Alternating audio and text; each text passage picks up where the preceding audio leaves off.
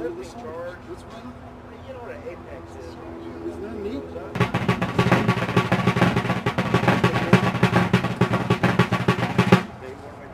That's how they woke me up.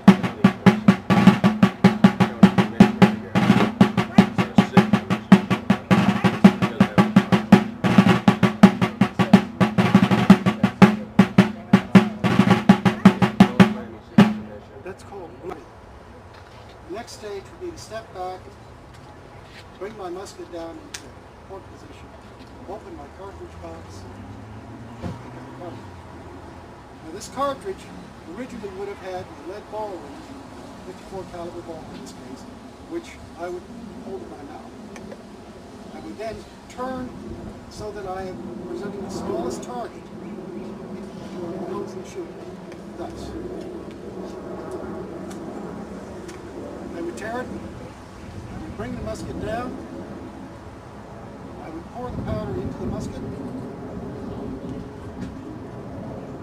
I'm not going to fire the paper. The reason is it's very dry, it might catch fire, and I don't want to do it. Once I've done that, I will now come back up. Notice I'm presenting my shoulder only to an opposing shooter. I have cocked my piece. I reach into my cap box and I pull out a percussion cap. The percussion cap is a vast advantage over the flint, which might slip. It's exactly the same thing you use in a modern cap. I put it on what's called a nipple. Now gently, I lower the hammer into position. I now load it, I'm ready to fire. To indicate to my officer that I'm ready to fire, I have now come back to the shoulder. At the voice of command, I will turn and get ready to present the fire. I'm going to turn away from you to do that. The reason is, when I fire a weapon, when any of these weapons are fired, there's a cone of fire that extends for about 25 yards. And that cone extends at an angle of 30 or 40 degrees from the muzzle. Just look at this view. So for your safety, you're in the best possible place. Now, full cock. Present. Turn the hole. Immediately, I come back to this position. The reason for doing that, who can tell me? Yes, exactly. Remember I said the colonel treats the whole regiment as his personal weapon.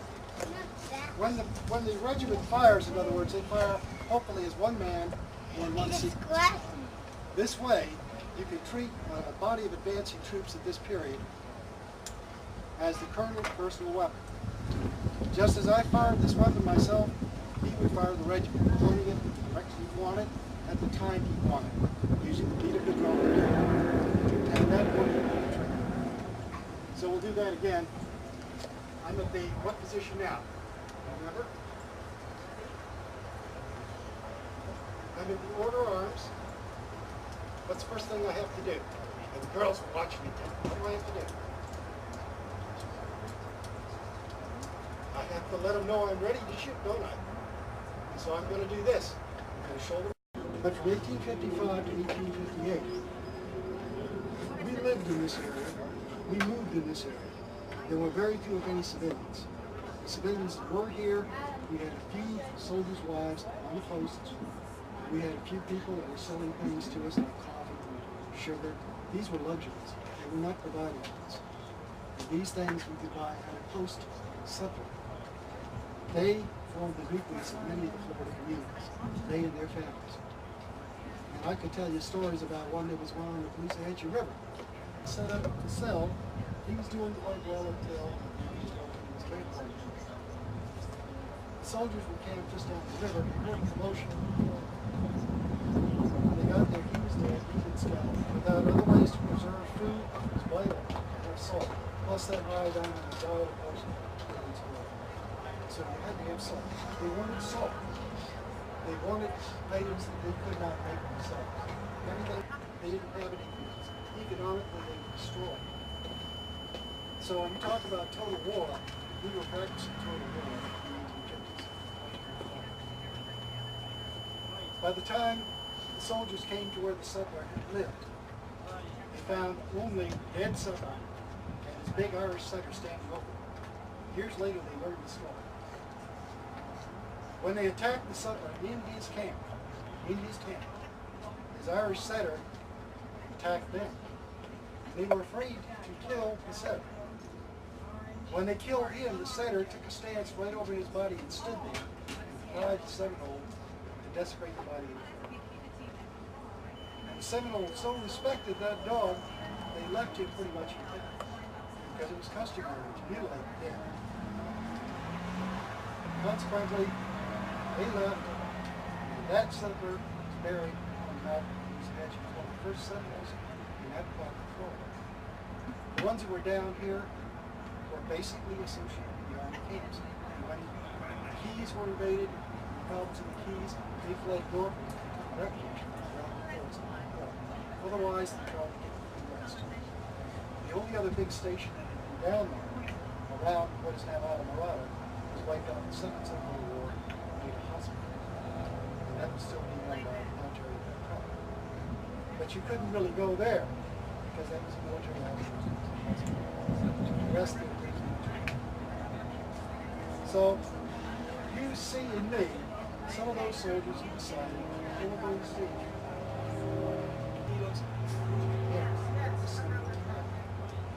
But the soldiers didn't just never said, we'll go to that's your job. It wasn't when the first big malaria epidemics in the United States took place, they sent the wounded and the sick back.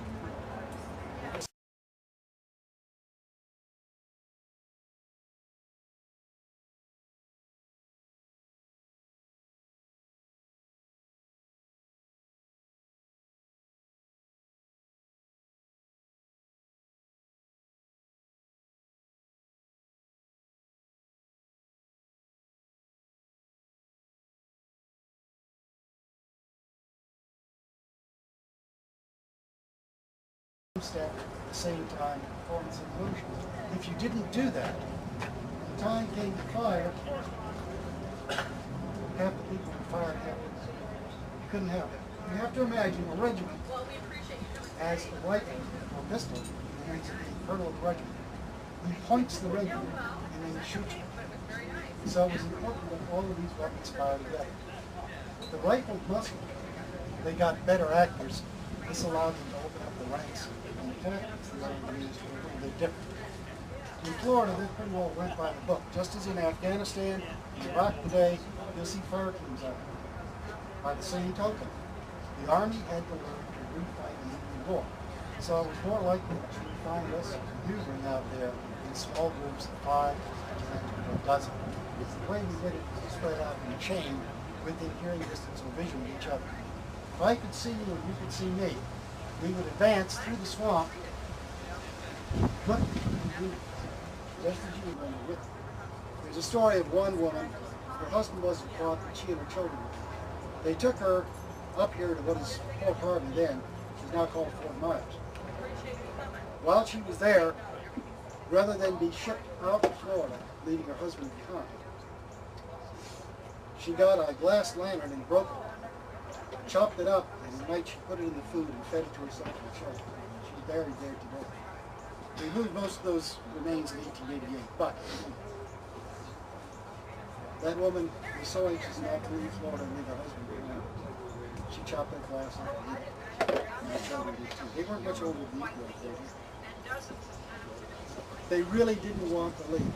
The Seminole Indians said, our heartstrings are breaking. And they did not want to leave Florida. It's a tragedy. Are there any questions about